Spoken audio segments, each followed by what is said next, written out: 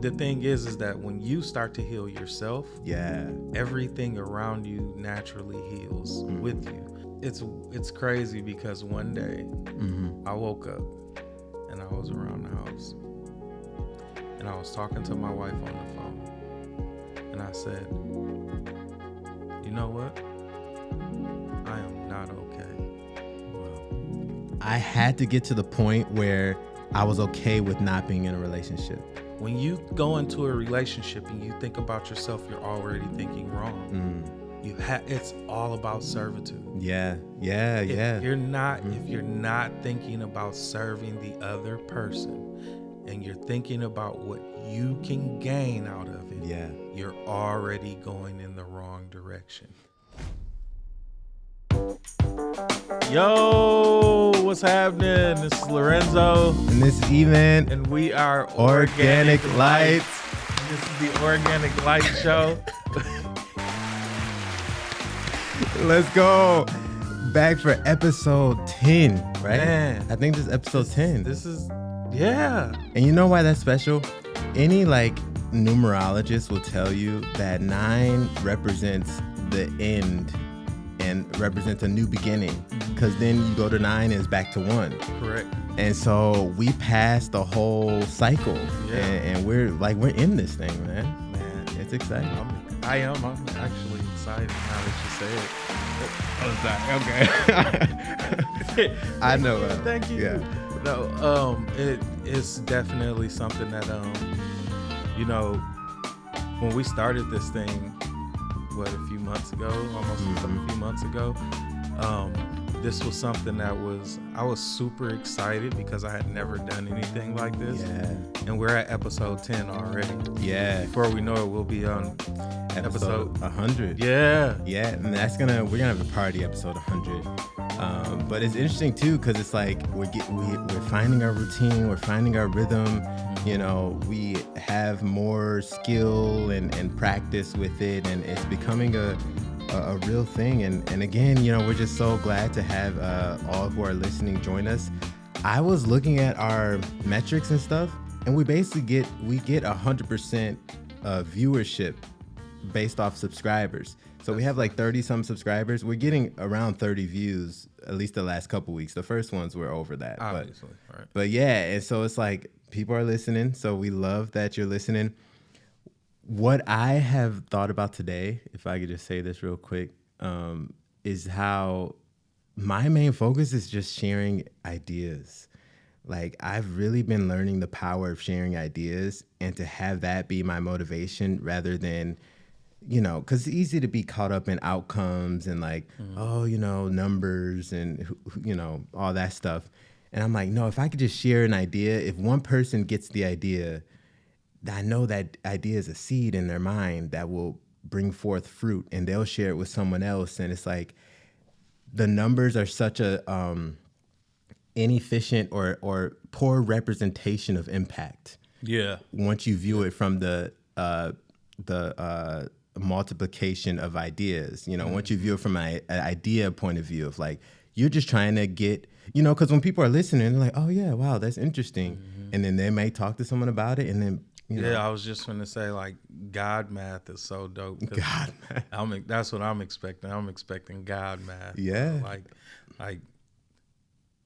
Subtract 2 times it by 1 billion. It's 1 equals 1,000. Yeah. It's the 2 loaves of bread. 5,000. Right? That's 2 God fish math. and 5 loaves of bread. 2 fish. Yeah, 2 fish, 5 loaves of bread, and he fed 5,000. Yeah. It's crazy. And this is kind of a side note, but we don't realize how much 5,000 is. I was at a race in Detroit, and there was about 5,000 people there, and I was you telling me 5 loaves of bread and 2 fish fed all the... First of all, the amount of time it would take to just pass it out. And then you had extra. It's just, it's so cool to actually visualize it, right? And right. It's wow, God is awesome. Super. He's uber awesome, bro. That's the best way I can put it. There is really no words. No words that can, to what he is. What's on your mind today, bro? Man, I'm in love, man. Really? Love. Yeah, I'm not even gonna lie to you. I'm in love, and I almost feel ashamed at how in love I am. And okay, so there's okay, I'm in love with what I do and who I am. Gotcha. And I could talk about that. But more interestingly, there is a female that and I haven't told you about this. Have I? Haven't shared this at all. Bro, I am so giddy. I'm like a little kid again. And I'm like, how can someone I barely even know capture this much of my attention? Like, I'm really baffled. But here's what happened. And here's the thing. Here's why I think this is sharing worthy, is because the principle of finding a mate translates to every other area of your life. Because it's the idea of like, are you going to go and force something and take it and chase after it? Or are you going to run your race? This is what people talk about all the time. Run your race, and then your person will be running their race, and then you guys will join up while you're on each other's races instead of trying to run towards each other, right? Right. And it's like, no, do what you do. And so actually, 2 years ago, I quit my job at Amazon. I was a manager. I was getting bonuses. I was getting good money. And I quit it, and I decided to start my filmmaking business, and it was all because I was heartbroken, because there was this girl that I was like, that I fell for, not fell for, but I was interested in, and she wasn't interested as well, or she was not interested, and I was like, man, like, rejection hurts, and I'm like, what is wrong with me, basically, and I know now I didn't have the right perspective. And this was also during the time of Andrew Tate. You know him? Okay. Yeah. And so he was talking, it's all this masculinity, like you got to be a boss, you got to, work out and all this stuff. And I'm like, all right, let me man up. And so I'm like, I'm going to be a real boss. I'm going to quit and build my business. I'm going to get money so these women can't reject me, that they'll want me, right? And so it was totally impure reasons. And I struggled a lot because of it, because it was dumb to quit my job, and my car ended up breaking down, all this stuff. But nonetheless, that's why I went on this journey. But through it, I've learned really how to love myself. I had the time and the space to really sit with myself, to heal a lot of the major trauma. Like I was able to reflect on a past relationship, and how that, like I broke up with her, and I thought it was, her, but I'm not realizing I was projecting things onto her. And so I got to heal that part of me that was projecting all my frustrations and inadequacy. And it's like, it's just amazing how much revelation and healing I've experienced over these 2 years.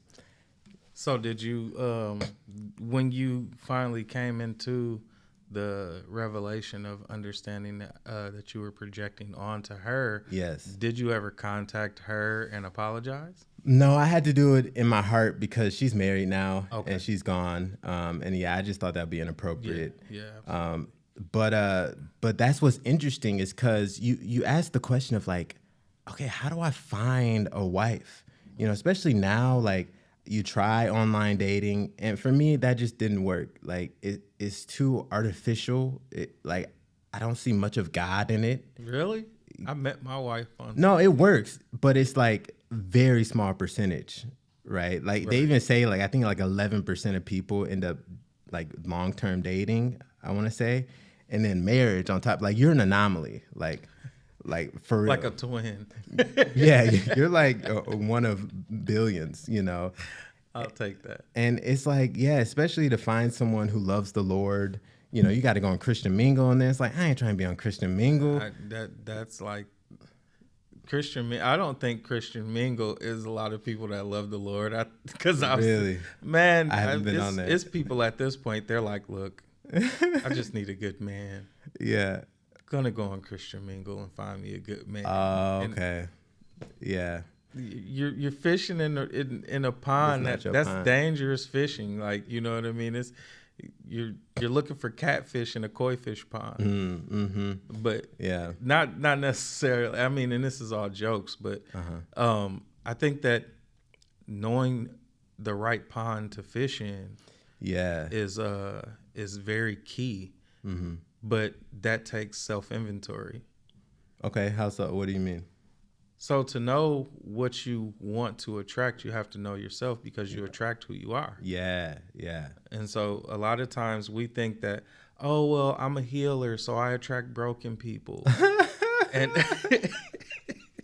that's crazy. I'm serious. I used to think that, because I was like, I seriously think of myself as a healer, but I used to think, well, man, I heal people so well that they come and they get healed, and then they leave me and run back to what broke them in the first place. And those were my reasons, and my that was my rationale at the time. For and justification for to teach myself how to get over things, right? Okay, yeah. Because I suffered a lot of heartbreak when it came to women. Yeah, a lot of heartbreak. Yeah, yeah, same. And that's been my Achilles heel. Like, I've only been in one long-term relationship. I've been through and a lot of flings and stuff, which were all just flesh-led. And, I did it all in my own effort. I went down that path. And that's why this girl in particular here is so significant, because I have finally gotten to the season of my life where I'm like, all right, Lord, I'm going to stop chasing after women. I'm chasing after you, the kingdom, and loving myself, and I'm gonna let her come to me, right? Seek ye first the kingdom, and all else will be added unto you. And I'm gonna wait, and I'm gonna be just like a fisherman. A fisherman doesn't go in the water and chase the fish.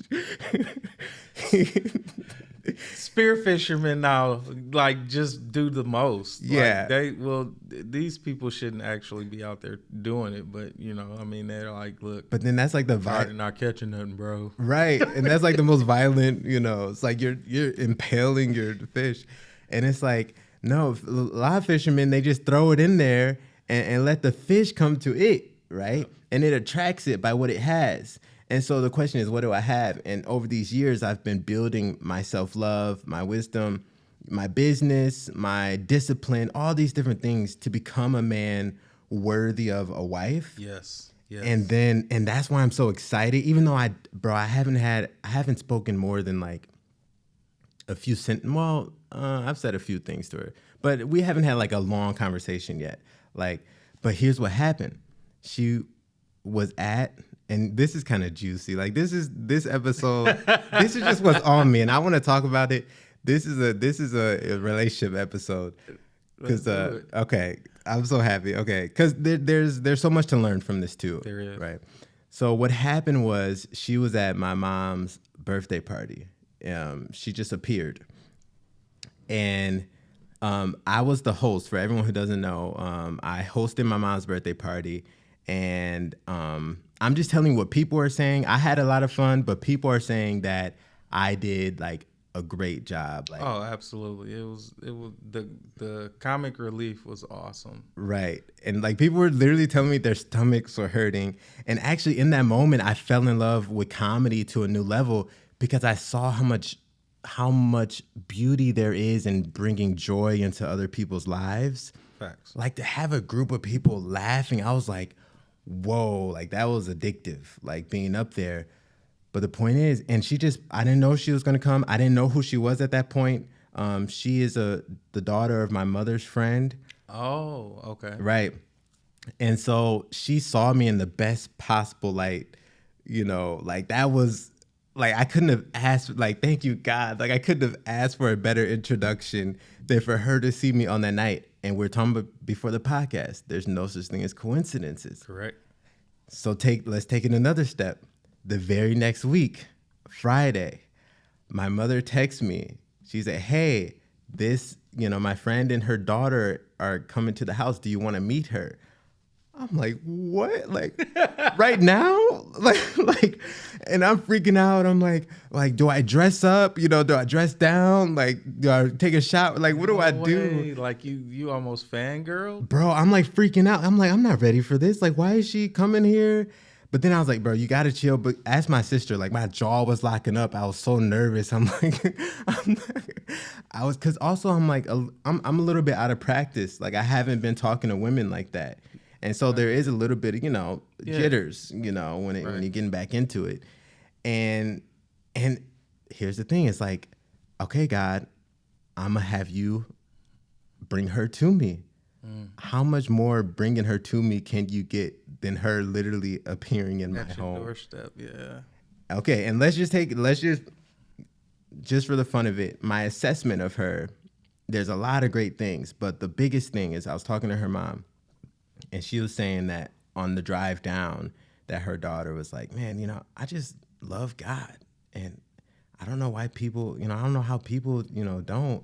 And I was like, I'm sold. I'm like, yeah. Where's the paper? I'm signing. Wow. Like, yeah. So, I just, the fact that you've taken the time to realize that you have to build the you that symbolizes stability, that symbolizes sustainability and symbolizes husband, king of the house type of deal. And I know we overuse terms nowadays, with kings and queens and stuff like that. Everybody can't be the king. Everybody can't be the queen. But you can over your own household. Right. And the thing is, though, is you have to first be a husband before you become a husband. Yeah. You have to be a wife before you become a wife. There is no light switch or magic pixie dust that gets sprinkled over you the time that you say I do. Right. You're who you are when you come into that holy union. And one of the things that I wrestled a lot with, my wife and myself both, we wrestled a lot with roles.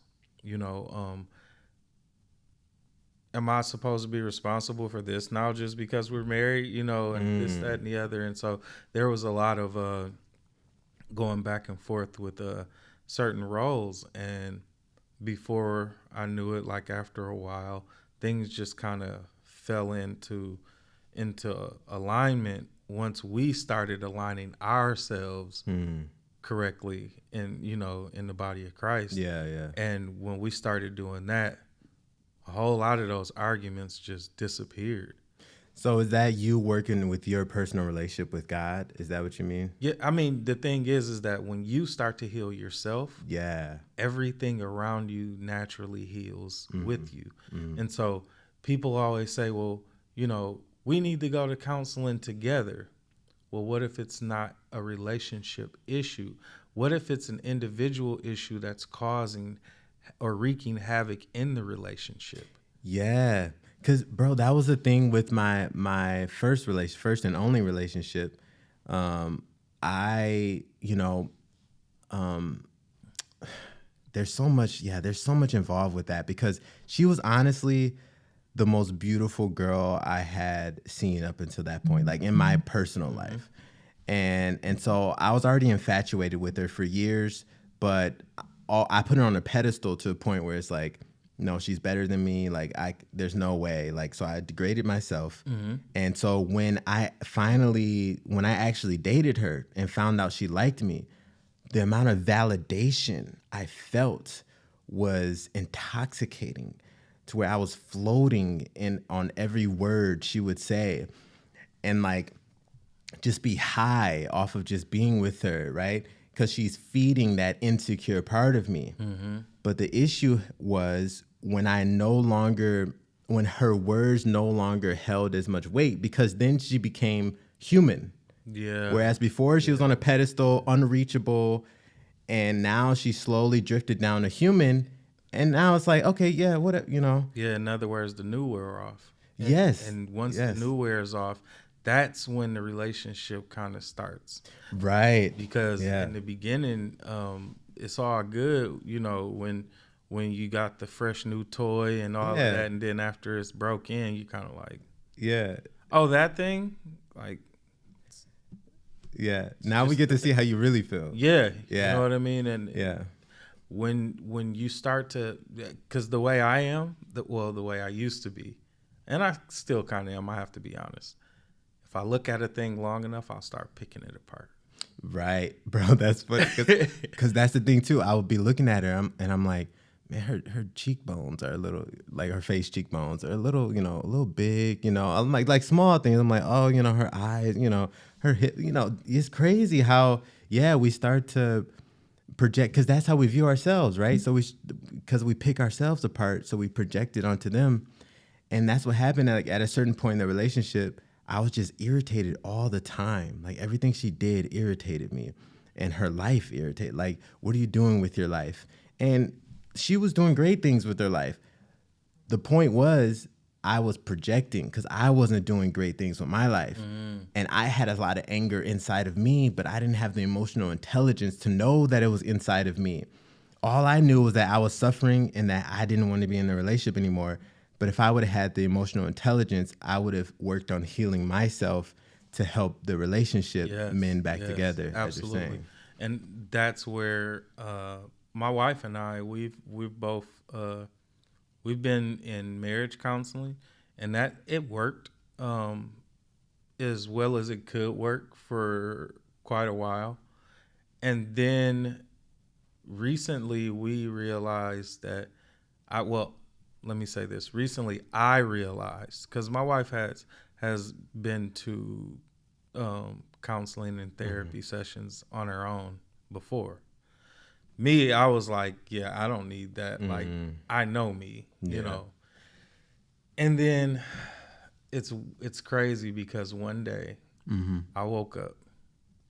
This is literally how it happened. One day I woke up and I was around the house. And I was talking to my wife on the phone. And I said, you know what? I am not okay. Wow. And she was like, wow.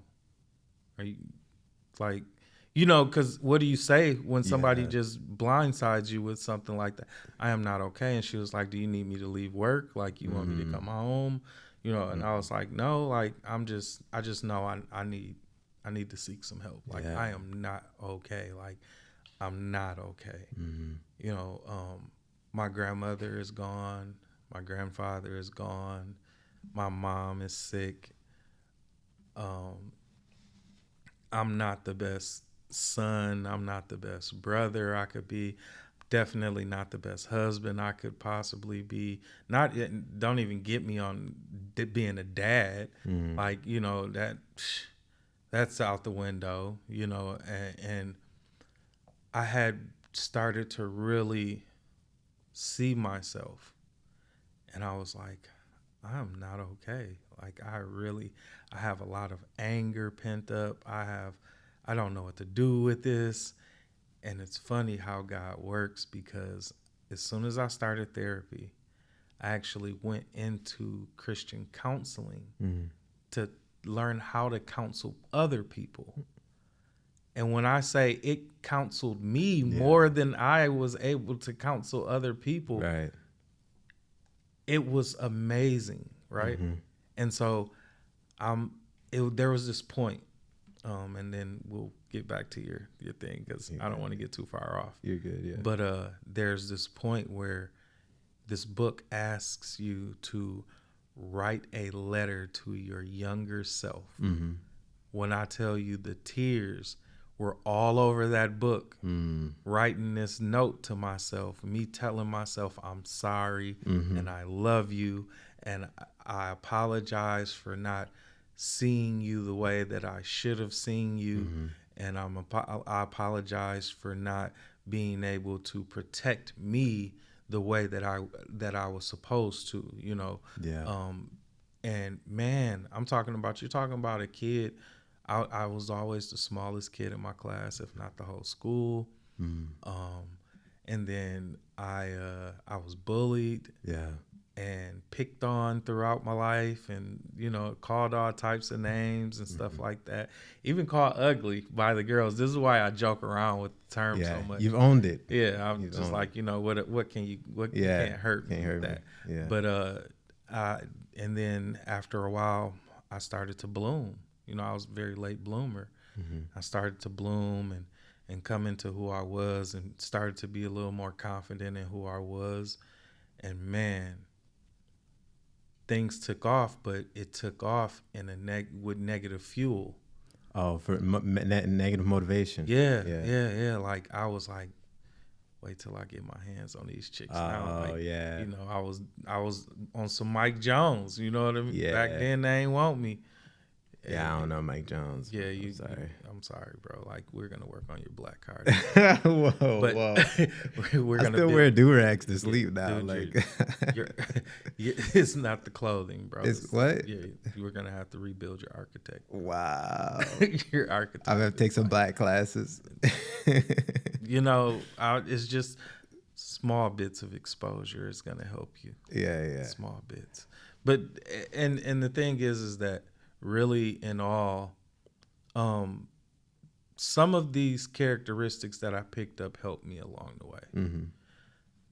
A lot of them, though, overall, made me lose sight of a lot of things that I was doing to myself internally. Mm. I was just going out having a bunch of sex, bro. Mm. And I mean a bunch of sex. Just because I'm sorry. I don't know why that look, fun times, I'm telling you, okay? They were very fun times. I'm not condoning going out there and having a bunch of sex, but my past is my past. Yeah. You know what I mean? And this was what I did at the time. This was really fun times, but they were really damaging times. Right. And so while I want to say, oh, well, this was all glitz and glamour, but you see what happens with people in the fame industry, they're killing themselves slowly or fast. And so I was actually taking my body and I was literally damaging it spiritually. Yeah, you objectified it. You used it as a pleasure device. Yes, and so kind of going back to where you were at, I was trying to fill a void. Yeah. But the one thing about voids is there's no bottom to them. You get what I'm saying? It's a void. It's literally something you can't explain. Mm-hmm. It's a dark spot, and it sucks things in, and it doesn't really feel anything. It sends it to another place. Yeah. And so while I'm thinking that, oh, well, all the time that I was being called, I was called a lot of things, bro, because I didn't really, I had a lot of respect for women, like a lot of respect for women. There were times where I would get my girlfriends or lady friends that I would be talking to stolen from me, like just snatched right from under me, bro, by people who are close to me, because I wanted to take things slow. I wanted to get to know them more before I started. You're a nice guy? Yeah, super nice guy. Yeah. And I started falling into the nice guys finish last type of mindset. Yeah. And then I was like, you know what? It's team me. I'm gonna be team me. And I'm going to do whatever I want to just because I can. And I started getting in shape, and I started doing all of these different things. Same thing like you. Mm-hmm. And I was just, me, I'm kind of extreme. I'm either at one side of the line or the other. My spectrum is on 2 points. It's extremes. Yes. 2 extremes. Yes. And so the only time it's in the middle is when I'm asleep. And my dreams are kind of extreme too. Yeah. But no, these things were hindering me slowly but surely. And when I finally got with my wife, before we got married, we had a lot to work on, a whole lot to work on, you know. And this is when I started to have to come to terms with who I was, because I was slowly becoming this monster. And over time, remember in the first episode, I explained what happened in my marriage. Yeah. Well, that stemmed from all of this. You know, I can go out and get another chick if I want to. Like, you know what I mean? Like, I don't need this. This was the going thing. Yeah, a pattern. Yeah. You know, and then also falling into society's revolving door of death. You know what I mean? Like, this was what it was. Like, I was slowly killing myself, you know. Thank God for his grace and his mercy that I didn't bring nothing back home. You know what I mean? Thank God that there was grace and mercy to where I didn't get caught doing a lot of the stuff that I was doing out there in the streets, you know. And the healing processes that takes place in your life are necessary. As much as we want to fight them and tell ourselves that we're perfect just the way we are and all of that, it's only because we're afraid of how the people that are around us might think about us, or if they'll see us as being weak. I know a friend that and again, I'm sorry. No, you're good. No, we're flowing. I know a friend. She just lost her mother. I believe she was 87 years old. And she's just like torn to shreds. And I understand, you know, don't get me wrong. I haven't lost my parents yet, but I'm empathetic to her situation. Right. And she was like, I don't know. I don't want people to see me as weak. She was like, you know, what are they going to say? And I was like, who cares? It's okay to not be okay. Yeah. And we have to learn how to say that. It's not about what people think about you. As a matter of fact, you don't know how many people will be helped by seeing you in a vulnerable state. Yeah. Right? Yeah. That's what they say. It's because and again, there's that two different definitions of perfection, and we think life is about being perfect or like being right. Like, I have to be right and you're wrong. And it's like, life's not about right or wrong. It's about wholeness. Yeah. And from that place of wholeness, that's the righteousness, right? Yep. And so, like, that's the thing is, like, we think, oh yeah, I got to do it this way and that way. And we have all these like external, our eyes are on all these external things, and we're just completely missing the mark. And it's just so interesting how paradoxical truth is in the sense of like, it's actually the opposite of what you think. It is. It's right? The polar opposite. I mean, it's the exact opposite. When you go into a relationship and you think about yourself, you're already thinking wrong. It's all about servitude. Yeah. If you're not thinking about serving the other person, and you're thinking about what you can gain out of it, you're already going in the wrong direction. Yeah. Because you'll get exactly what you want when both of you is just like your relationship with God. If your relationship with God looks like this, Lord, nevertheless, not my will be done, but yours. Yeah. That's when everything aligns. That's when everything clicks. That's when everything flows. And the same thing happens in your relationship, in your marriage. When you start to learn how to serve each other versus serve yourself through each other, that's when things really line up. Things really flow. They get more intimate. Yeah. They start to unlock doors that never, and don't get me wrong, a lot of the doors that will be unlocked are going to come in some abrasive manners because you never knew this, right? You know, it's going to kind of be like sticker shock every now and then, because some of the things that might fly out of this closet might be a little disturbing that you might have to learn about, because not everybody opens up in the beginning. You know? And some things you really don't find out some things until really later on down the line. We've been together 7 years in June, and 4 years married.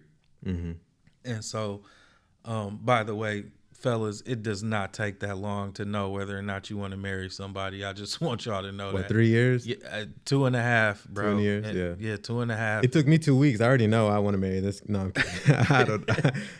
I don't. Don't tell her that. Yeah, I'm not. No, I don't. Like, yeah, all this talk, like, it would just be really cool if she ends up being someone because of how things are playing out right now. Absolutely. But I don't know right now. I'm surrendering right now. But go ahead. And I ended up learning things. As a matter of fact, we just learned something yesterday about patterns and how we pass them on to our children. Yeah. Yep. And so you'd be surprised at the codependent tendencies that are passed down the line. That's one of the things we learned in Christian counseling was about codependency and how everybody, when I tell you everybody on the planet needs therapy. Everybody on the planet needs therapy. Literally everyone, yeah. And I don't know if that's going to be the new wave of doctor or whatever, but when I tell, because truth be told, a lot of the medical illnesses that we have stem from the things we hold in. Yep. It's not always the things you eat. It's the things that you store, right? Yeah, I'm actually reading a book about this, and they actually believe all disease come from the mind because the mind and the body are one thing. But in Western medicine, we don't have that connection. But yeah, when we hold stress in, when we hold anger in, all these different things, it manifests as an imbalance or a dis-ease in the body. Yes, absolutely. Right? Disease is just dis-ease. Yeah. And so depression literally releases a chemical into your body that starts to break the body down. Wow. Sadness causes you to break the body down. This is why your body is just so and you don't feel like doing anything, and I just want to die. I just want to crawl under a rock and be in this dark place. Because my body is telling, my brain is literally telling the rest of my body it's hurt. Yeah. It's injured. I'm being attacked. Yes. Yeah. Heartstrings. They snap in the body. Like, there's literally heartstrings in the body. Yes, you can die from a broken heart. Wow. Yeah. And so the things that happen to us a lot of times stems from our mind. Yeah. You get angry at someone, you boil on the inside, right? Yep. You literally boil on the inside. Like, you feel this, you know what I mean? This kind of bubbling in the inside, but you feel that same kind of bubbling when you're overjoyed. Yeah, the flip side of it, the positive side. Right. And so it's just all about what's cooking. Yeah. What's cooking. Yeah. And over time, cancer spreads and comes into play, and different types of diseases and stuff like that come into play, only because you're not healed mentally. Because how many times have we heard someone say, well, I don't accept that. I refuse to accept that I'm sick. I refuse to accept. They're in denial. But they fight it off because they never accepted it to begin with, right? Because their will was stronger than what was going on with them. Yeah. And so you fight. You have to fight. Like, especially with cancer.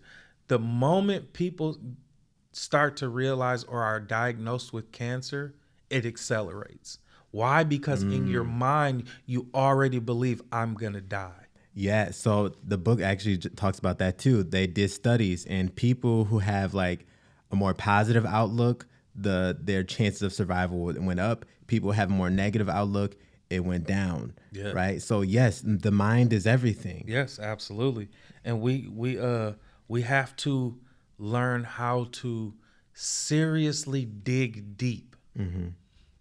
I promise you, my marriage has gotten leaps and bounds better.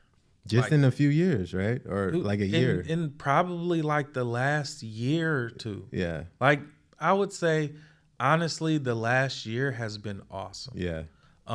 Less fights.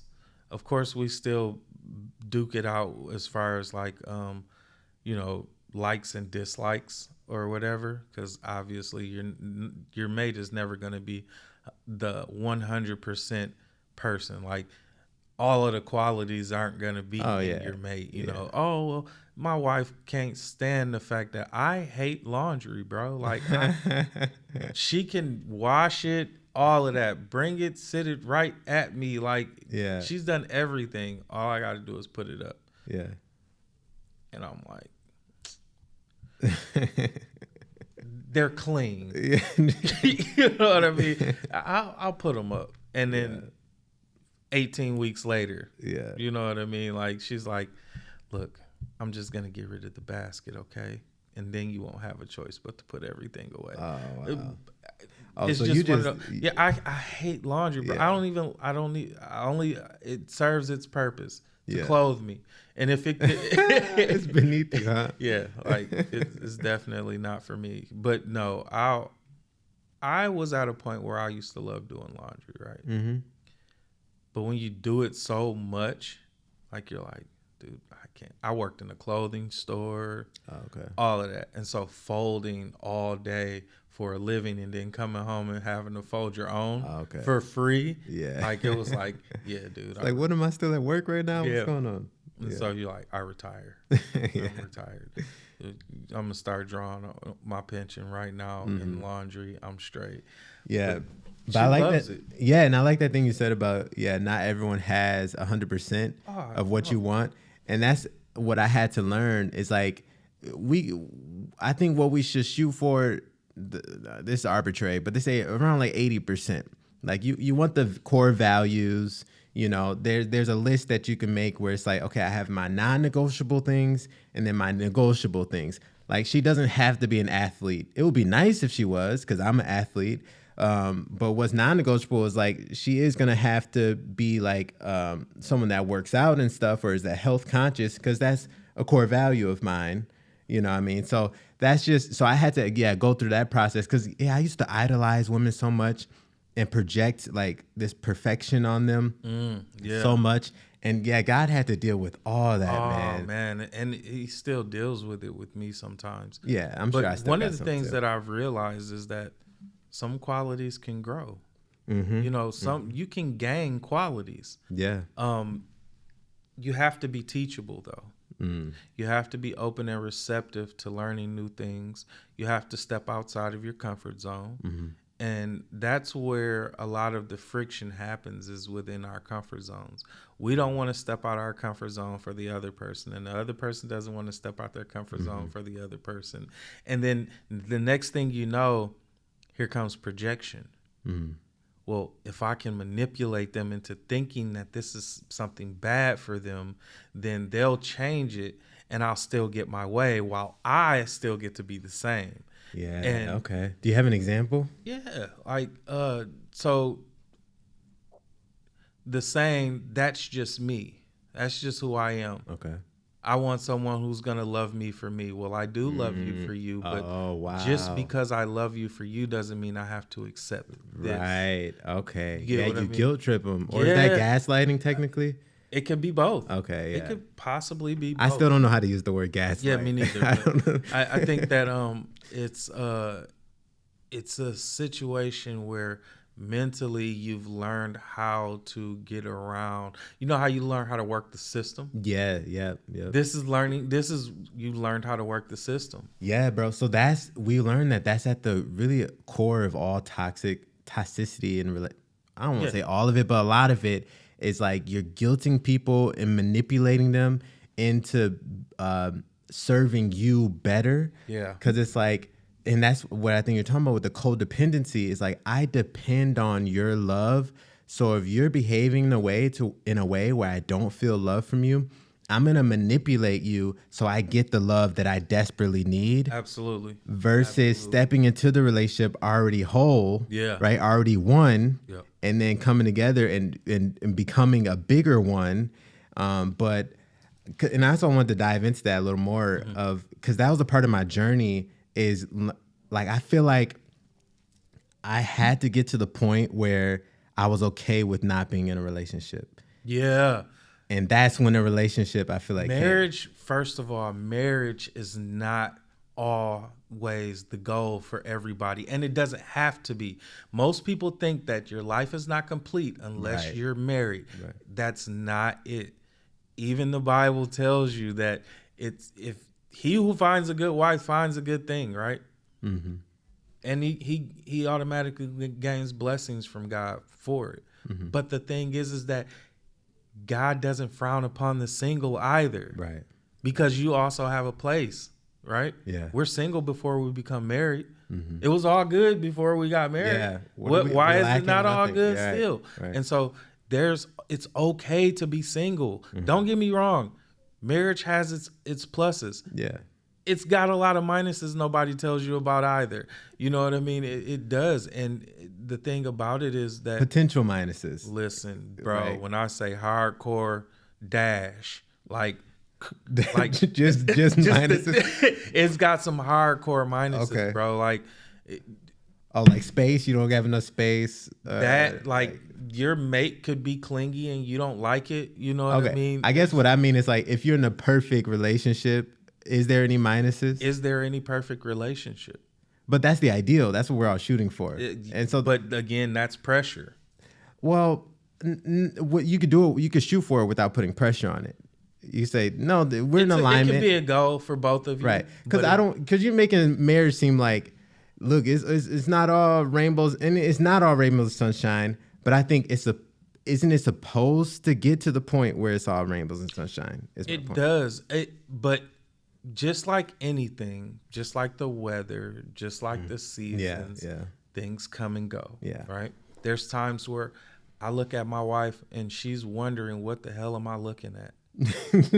Seriously, because I'm just sitting here staring at her, like gawking at her, like I'm awestruck. Really? Yes. Like, dude, like I look at my wife and be like, God, she is absolutely beautiful. Whoa. Oh my God, bro. Like, look at my wife. Like, I'm serious. Like, this is... You're gonna make me cry. I've never talked to her like this. Like, never been like... Because I can't get it out. Like, I'm at a loss for words at how beautiful she is. Like, the sunlight hits her just right. You know, almost like her eyes change a little color. You know what I mean? Or something like that. Like, she's just absolutely perfect. Yeah. And then there's days where... Girl, I remember when you looked good from afar. Now you're just far from looking good. I can't stand the way you chew. You know what I mean? Like, there's times where you just don't like them for a little bit. And that's okay too. Yeah. Because those are times where you should be okay with having the space to be alone. And you know what I mean? And not having to suck the life out of them just because you feel a certain type of way right now, right? This is why men should have man caves, and this is why women should have she sheds, or the rest of the house, or whatever you want to call it. Like, they should have their own space too. And because some women have offices, some couples actually share an office. I don't want it. I don't. I want my own private space, so that way when it comes time for us to have to part ways for a bit to cool off or something like that, we have our respective corners to go to, right? Yeah. Because to be able to, that's another lesson that you learn, is to learn how to disengage. You get what I'm saying? Because sometimes we get to a point where, no, we're going to sit down right now. We're going to iron this out, and we're not moving until we do this and we come to a conclusion, or at least to a solution and all. It doesn't always happen right then and there. So we have to realize that disengaging is just as important as the engagement. Right. You know, if you come in both hot, two trains coming in hot, the wreck is going to be tremendous, right? Right. But if you bring them in at just the right speed, the bumpers actually work. You get what I'm saying? Like, those bumpers work to where there's a cushion. Yeah, it's still a collision, but there's no casualties. Absolutely, it's acceptable. It's an acceptable collision because you both come in from a standpoint of, okay, we understand that we don't agree, but what did we learn from this? How can we? What did we just take from this conversation? Mm-hmm. If we learn that, time is time flew today. If we learn that, and I'm having a ball doing this right now because I've never had the opportunity to really talk about marriage. Mm-hmm. And mind you, most people won't respect what I'm saying because they say like the first 10 years, you're not supposed to be able to count the first 10 years of marriage. Oh, it don't count? That's what they say, but bro, every day I've been married is counted in my book. You can't tell me nothing. Like I've experienced it. Some people don't start experiencing the bad part of their marriage until after 10 years. Bro, me and my wife experienced the 4 worst right out the gate. Okay. And so, now we're going into the stages of for better. Mm-hmm. Oh, I see what you're saying. Okay. And so, it's almost like, well, wow, Lord, like you really saved the best wine for last. Like, instead of the best wine coming first and then everybody's, drunk off their feet and now you just give them the worst stuff. Like, you know what I mean? They won't even know. Yeah, bottom shelf it, bro. Like pour some water in it too. You know what I mean? Stretch it. Yeah. But now it's almost become effortless. That's beautiful. Now we kind of I can tell when something's going on with my wife. Like I can read my wife. You're tuned in, Yeah, like I study my wife. Mm-hmm. Fellas, study your mate. Yeah. If you study her, if you know her inside and out, there is no reason why you shouldn't be able to get it out in front of certain things. Mm-hmm. You shouldn't be able to have a lot more intimacy with your wife or your woman. And when I say intimacy, I'm not talking sex. Because intimacy without sex actually is the best intimacy. Mm-hmm. And then it makes the sex even better, if I can say that. Yeah, because you could be intimate with, and actually all relationships are intimate. Yes. It's just, or at least they should be. They should be, yeah, it should be. Because that just speaks to a certain level of vulnerability and openness. Absolutely. Right? Yes. Which is, Yes. If you can't be vulnerable with your mate, why even be with this person? Yeah, you're missing out. Yeah, if you can't open up and be transparent with who you sleep with that night, right? Like literally go lay down and end the day with this person. Come in from work to this person. If you have no space, no safe space to be intimate with this person, to show your vulnerability, your soft side, or your I know we're using this word a lot, but your vulnerable side, like the kryptonite, side of things. How can you say that this person knows you? Yeah. And you should never be with a person that long and still be able to say, you don't know me like that. And there's people who they're just hell bent on being together just so they don't have to say that they're single. They don't want to start over. People are together because they're afraid of starting over.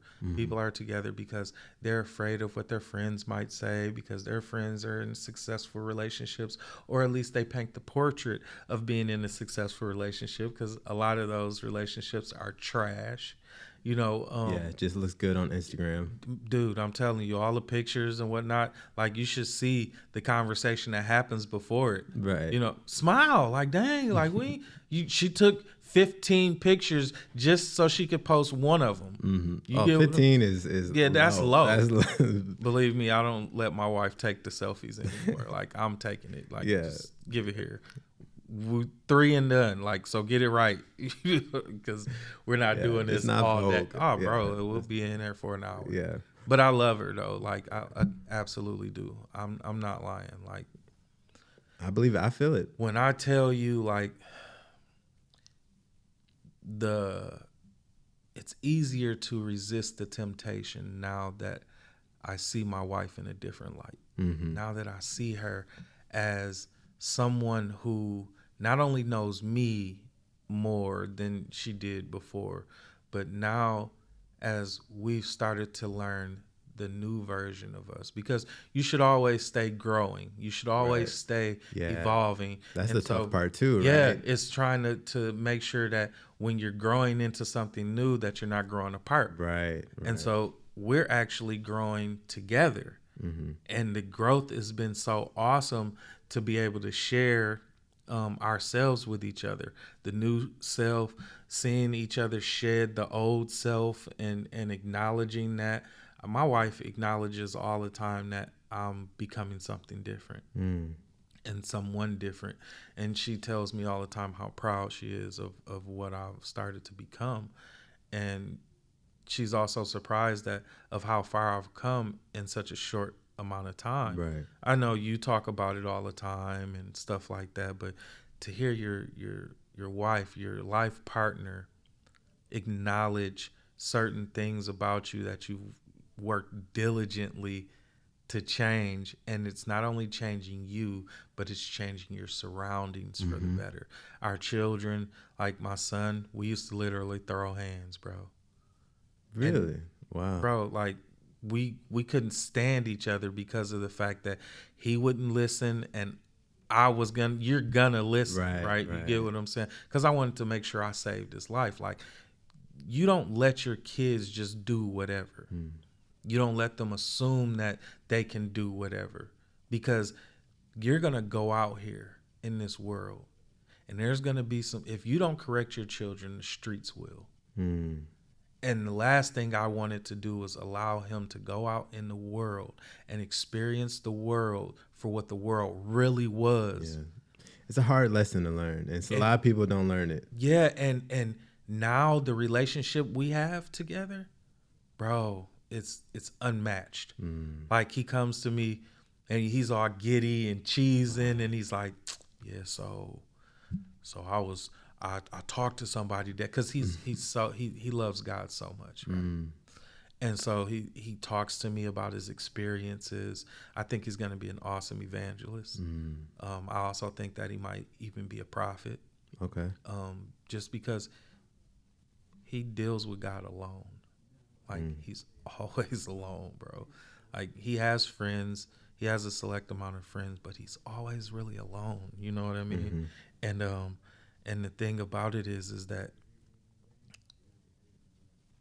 while he wants a wife, while he wants friends and things like that, because he's young, he's only 19.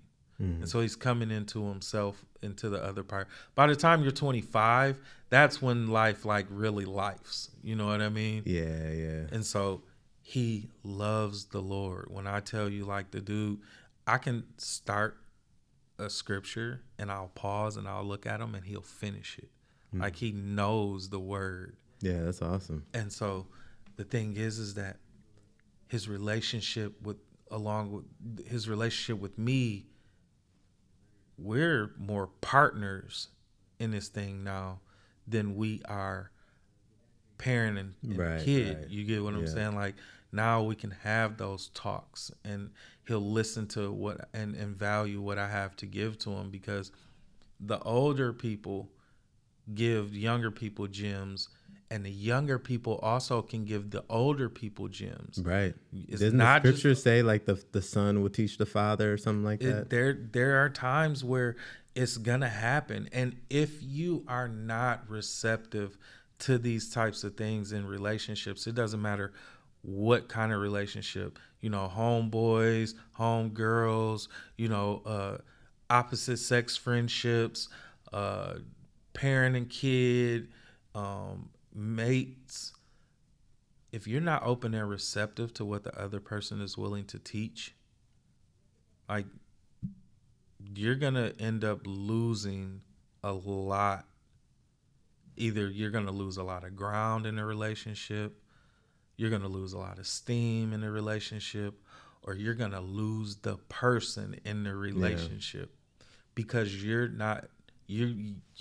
feeling like the only thing that should come out is whatever you dish out, whatever you give, whatever you're willing to give, instead of being able to also take. Yeah, that's that the principle of the opposites. It's like, oh, the way forward is to receive as well. Like, we're so one track minded with things, like, oh, only, like, with success in business. Oh, I got to do more. That's why I'm not successful. It's like, no, you got to be more. You got, like you said, you have to be an energetic match. And so if you want someone to listen, you have to listen, right? You have to introduce listening into, I mean, and people, people may or may not listen, but if someone's not listening and you want to improve the chances of them listening, you becoming the listener is what can do it. So yeah, well, not you, but we, no, you're very excited about this. I am too, but I could tell this is your pocket. And to end, I actually wanted to ask you if you have any advice for me, for this next season. If I'm to give you any advice, it's to take no advice from me.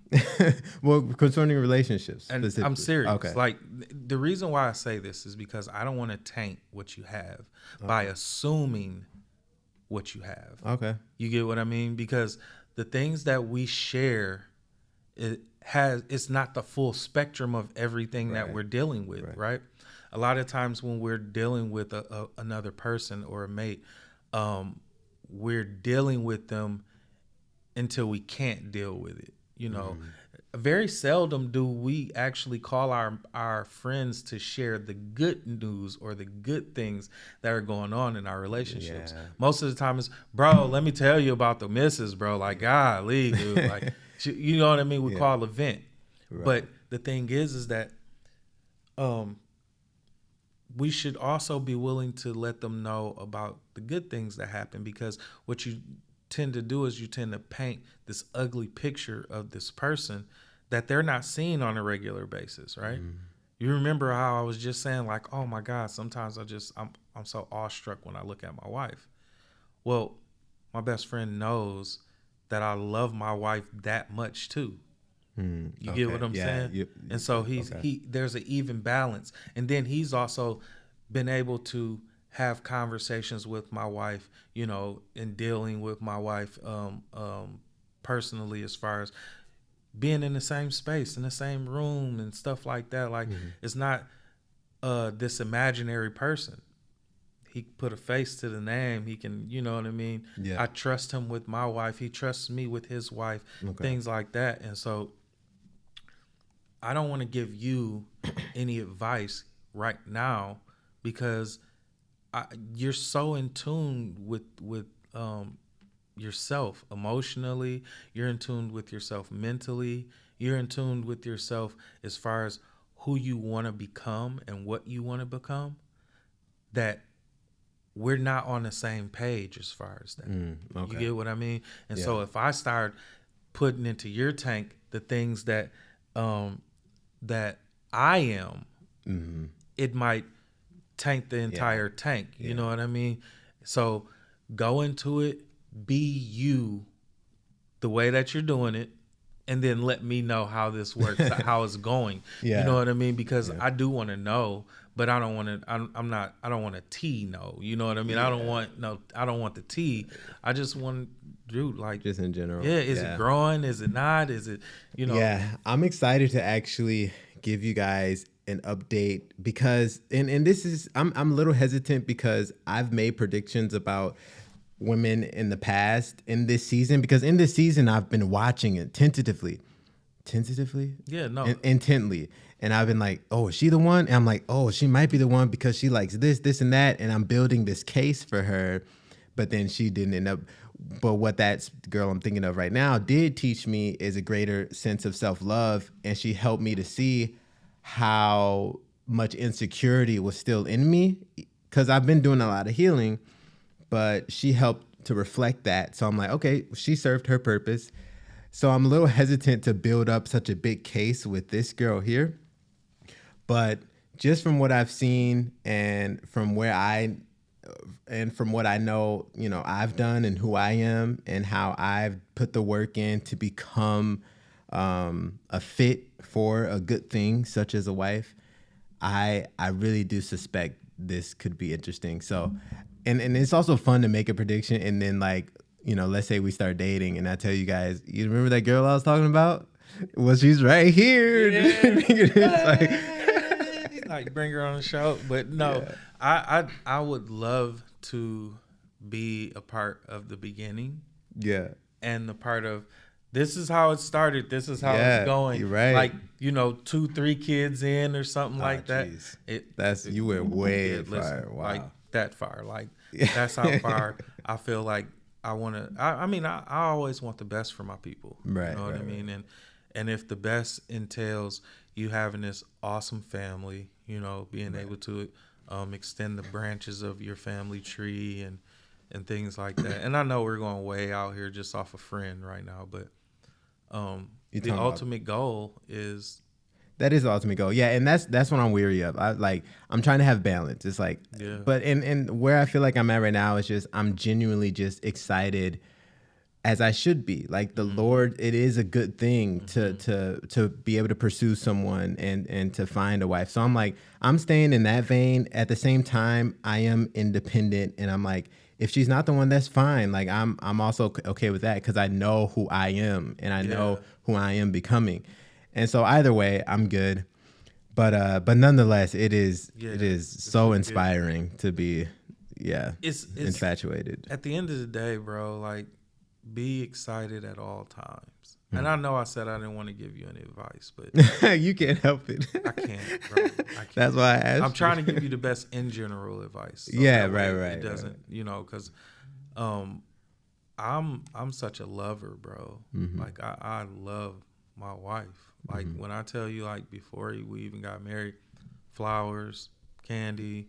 I'm talking about on the job. Like I give her public affection. Yeah. Like people at her job get jealous. Like they're like, can you please teach my husband? Can you please, like, seriously, like, can you show him a few things? Like what can I do to get him to start doing the stuff that you do? You gotta find a new husband. The secret about, or the dope part about that, the strategy, because I realized that when I sent my previous relationship person some like flowers and stuff at her work, it's like, oh, it's extra good because everyone else sees it as well, versus like giving it to her at home. Like that's great, but at work it's like extra bonus points. Yeah, and then like I do it just because that's what I love to do. Like you love to make her feel good. Yes, and I show up with it myself. I'm the delivery man. I ain't let nobody take none of this shine, bro. Like okay. I'm the delivery. I show up, I buzz the buzzer. Hey, how can I help you? I'm here to see my wife. Mm-hmm. I'm not telling you my name because you already know who I am. When I say I'm here to see my wife, they already know who it is. They start screaming her name as soon as before I can even make it in the door. Mm-hmm. And they know, like, they're looking to see if I even have some. Some days I just show up with just me. I'm the gift. You know what I mean? But and they're like, oh, wow, you didn't have anything today? Like, that's crazy. Like, lunch, flowers, gifts, just me. I was in the area, just wanted to stop by, kisses and hugs, check on you. How's the day going? Do you need anything? Yeah. Stuff like that. It's very beautiful. That's very beautiful. I think y'all should have learned a lot from this episode. All people in relationships, people not in relationships. Lorenzo, I think you did a great job with kind of using your relationship and the journey you've been on, and the goods and the bads. And I was just, sitting here enjoying, listening to your perspective. So and again, this was not supposed to be about me, but again, I got super excited. Yeah, we're flowing. And also I didn't want to, again, I don't want to, this is what I have to tell, like, bro, you got to be thinking about this girl too much. Cause like, I'm like, I don't want to do this. Like, but I do, but it's like, come on, bro. You don't even know her yet. Like, calm down. For you. But but listen, it's okay to feel like that, man. Yeah. Process it. Yeah. Take it all in. And then you'd be surprised at how many women, because men are so dull these days. Like the social awkwardness in the world today. Yeah, ridiculous. Yeah, we dealt with that coming in, and so you have to learn how to be able to share your excitements, right? Mm-hmm. And if you're the premise of her excitement, or if you're the root cause of, if she's the root cause of your excitement, and she learns that, like, dude, that makes people feel good. Like, I know if my wife says, "Man, I was just so excited thinking about you today," like, what do you want? What is it? What is it? Just so you know, when you watch this, don't try it.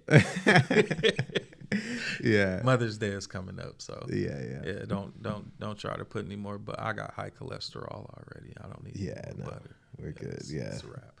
But again, good luck. I'll be praying for you guys, because I know how family oriented you are, and you know, we all want our own person, you know, and so I'm praying that because she's a God-fearing woman and she just loves the Lord the way she does, and so do you, and you have your own unique way of loving God back.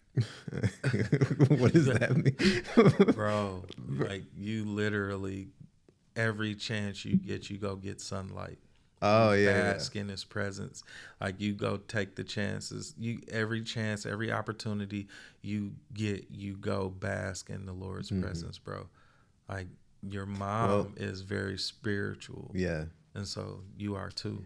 Yeah. And you know, this is what our third closing now.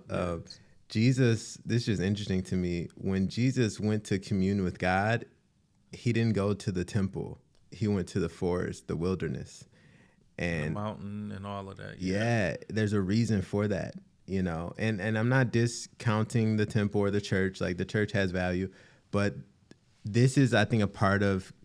Yeah, bro, this is gonna turn into a whole nother conversation. I don't want to go, but that's just let's chew on that for a while. Maybe we'll come back to that another day. But let's close with this, because you're right. You're absolutely right. Did you know that prayer, the definition of prayer in the New Testament, the definition of prayer is a place. Prayer is a place. Prayer is a place. Oh, interesting. It can be a place. Obviously, it's got something to do with relationship and communing with God, but it's also a place. And it talks about, and I'm just paraphrasing, but it talks about being next to calm waters. Like, you know what I mean? And so just being able to find a quiet, serene state, and whatever that entails. If you love nature and going out and being quiet, your quiet time being in nature, that's communing. God is everywhere. Yeah. For those listening, I got a shirt on. That was the ultimate plug right there. God is He's everywhere. Come on. God is everywhere. And so just know that wherever your favorite place is, that's where he is. Make him your favorite place. Yeah. Yeah. Very well said, man. And so on that note, that is the final close, because we always want to open up thinking about God and close thinking about him. I enjoyed this with you tonight. I as always, we're definitely about to end in prayer. I think I'm going to let you do it. Okay. I did most of the talking today. I'm parched, you know. Okay, I don't want to choke. Got you. Yeah. Let me wrap this up real quick. All right. Dear Heavenly Father, we thank you for your omnipresence, that you surround us at every moment and every second, that your presence, your peace, your joy, your love is forever available to us. What will we have without you? So we say thank you. We thank you for this podcast. We thank you for the co-creation that we are able to have, the opportunity, the space to impart our own life's perspective, our wisdom, our love to the listeners, to the audience. I just pray as we all go out about our week this week that we're more mindful of relationships with ourselves, relationships with our loved ones, and most of all, relationship with you. For we know that the greatest commandment is to love in those three areas. And so we thank you for the insight. We thank you for the wisdom, the still small voice of the Holy Spirit that's ever guiding us. And yeah, we just, we love you. Yes. And we say it is so. And it is so. Amen. Amen. Bro, that's cool. Yeah, man, dude, I can't wait to get home to see my wife. Run home. Yeah, man. Leave my car here. I'm on my way. We love y'all. And as always, this is Lorenzo. This E-Man. And we are Organic Light. Yeah. We love you guys. Until next time. Peace.